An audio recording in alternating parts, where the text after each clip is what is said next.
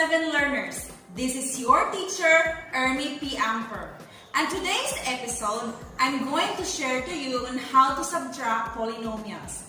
But before that, let's have our objective. First, state the rules in subtracting polynomials. Second, subtract polynomials in vertical and horizontal method. Third, solve problems involving subtraction of polynomials in real-life situation. Let's have this activity. It is named as Subtract Me. So what is 10 minus 3? That's correct. It's 7. What about negative 8 minus 2? That's right. It's negative 10. Next, 6 minus negative 3. The answer is correct. It's 9. The last one, 4 minus 10.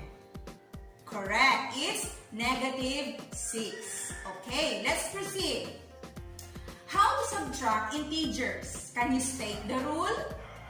Okay.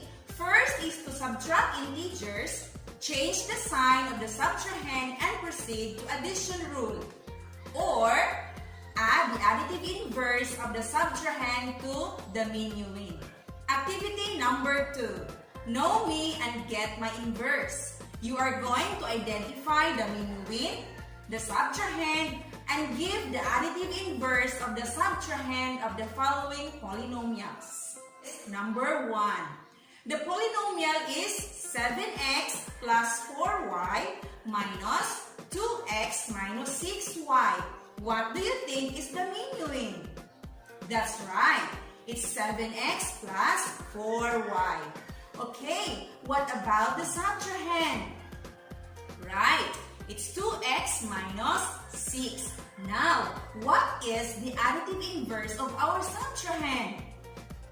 That's correct. It's negative 2x plus y. Just change the sign of the subtrahend to get the additive inverse of it. Okay? Now, let's have number 2.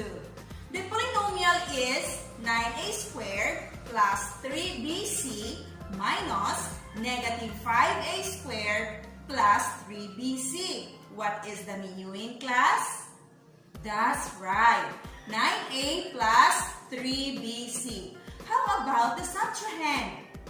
Correct. It's negative 5a squared plus 3bc. Okay. Now, can you give me the additive inverse of our subtrahend? That's right. It's 5a squared minus 3bc. That's right. Based on the activity, we will discuss on how to subtract polynomials using vertical method. In subtracting polynomials using vertical method, there are steps to be followed. First, identify the similar terms. Second, identify the minuend and the subtrahend.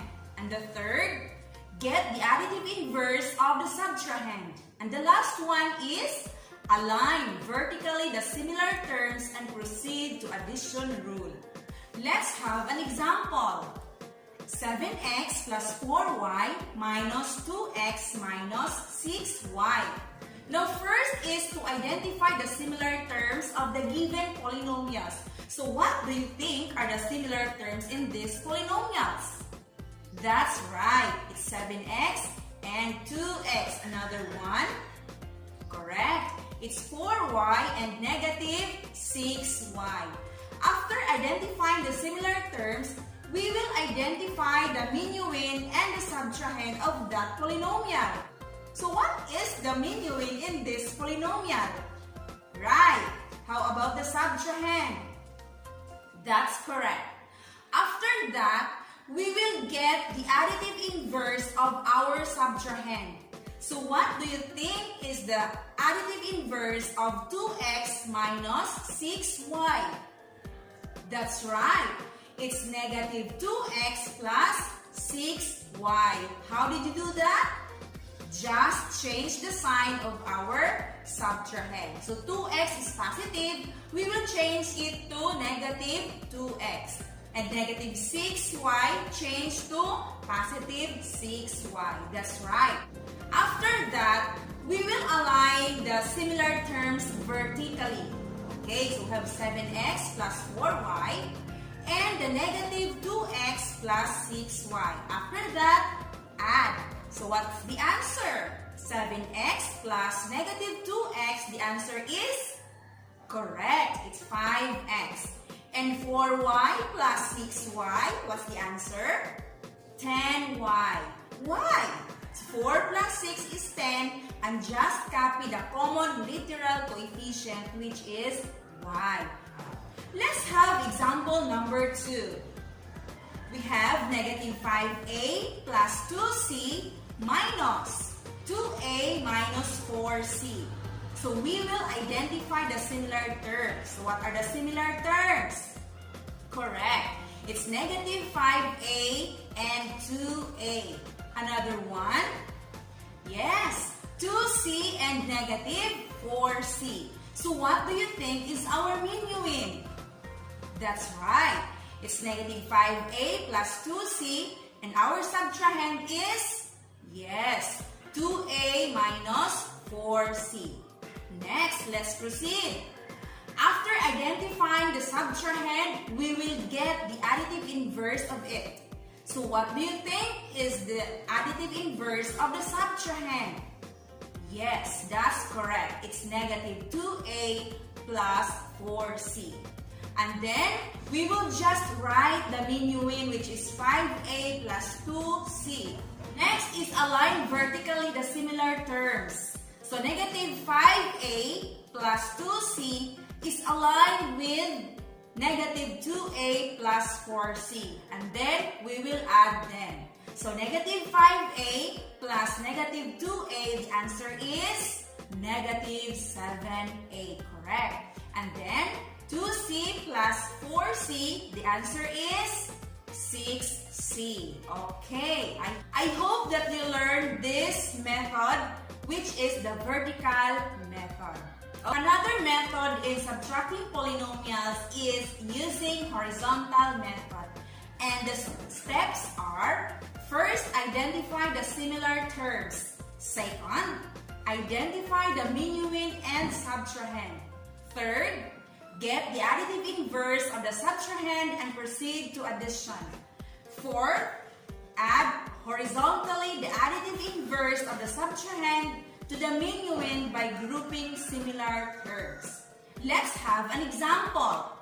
We have 20x minus 4y minus 40x minus 2y. So first is to identify the similar terms. So what are the similar terms? That's right. It's 20x and 4x. Another one, negative 4y and negative 2y. And after that, we will identify the minuend and the subtrahend. So these are the minuend and the subtrahend. After identifying the subtrahend, we will get the additive inverse. So what do you think is the additive inverse of 4x minus 2y? That's right. It's negative 4x plus 2y. As you can see, the signs of the subtrahend is being changed into positive from negative and from negative to positive. Okay, and then we will copy the minuend, which is 20x minus 4y. And after that, we will identify the similar terms, or we will combine them together. So 20x plus negative 4x, the answer is correct. It's 16x. And then we have negative 4y plus 2y. What's the answer? That's right. It's negative 2y. Therefore, the final answer or the difference is 16x minus 2y. Example number 2. Find the difference of 10x squared plus 4x minus 10 and 5x squared plus 3x plus 4. So the first step is to identify the similar terms. And then we will identify the minuend and the subtrahend. Okay, after getting the subtrahend, we will get the additive inverse. So what do you think is the additive inverse of 5x squared plus 3x plus 4? Just change the sign of those terms. So 5x squared becomes negative 5x squared. And 3x becomes negative 3x. That's correct. And positive 4 becomes negative 4. Therefore, our additive inverse is negative 5x squared minus 3x minus 4. And just copy the minuend, which is 10x squared plus 4x minus 10. And after that, we will add the similar terms horizontally. So 10x squared plus negative 5x squared. What's the answer? That's correct. It's 5x squared. Next, 4x plus negative 3x. The answer is right. It's x. The last one, negative 10 plus negative 4. What's the answer?